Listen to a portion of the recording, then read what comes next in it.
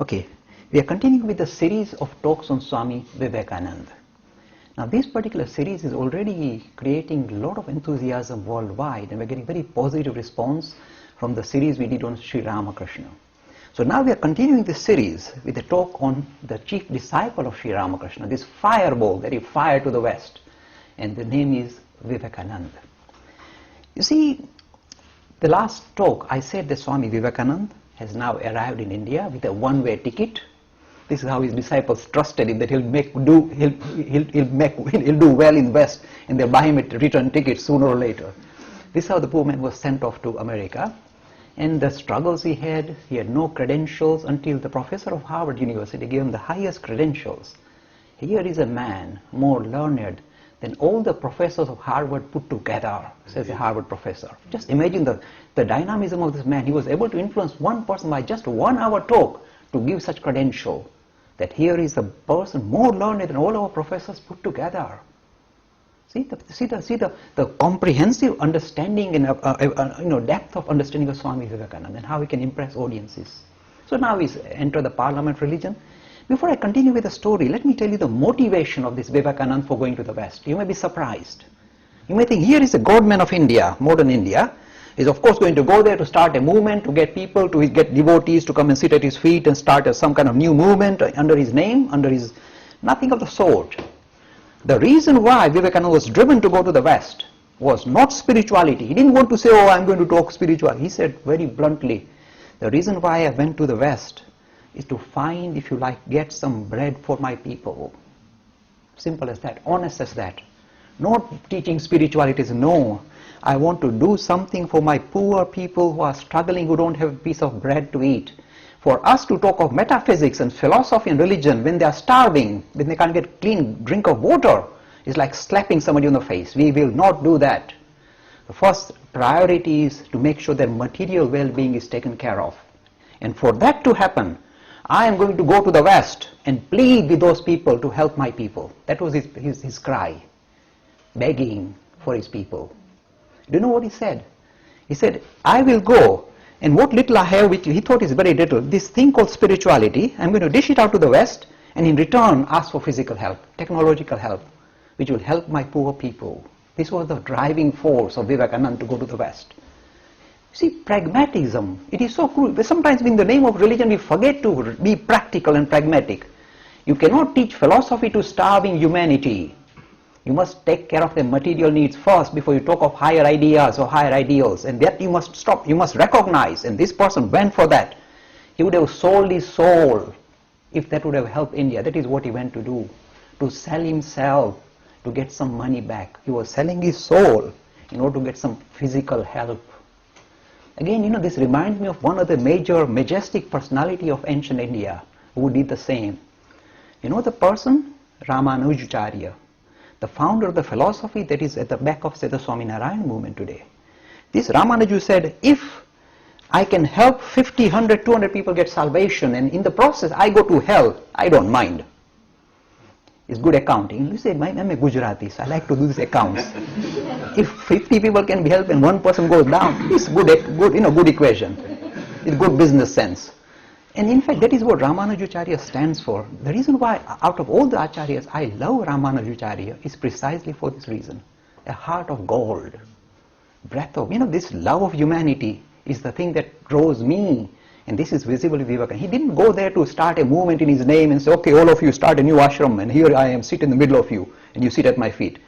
He went there to sell himself, kill himself, to get some material help for his people. That was his project. You see the honesty of this man.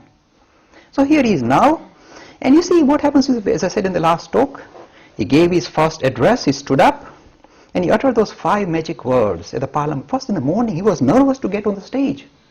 He kept avoiding, because he said all these other representatives of 10 religions have come with such lovely, well-written speeches, such ornamental speeches. I have prepared nothing. I'm an idiot. He was kicking himself. I'm an idiot. I have not prepared anything. And they come with such flowery language to represent their religions, and I got nothing. And then he said, I took the name of Saraswati. He said, oh mother, sit at the tip of my tongue and let it flow.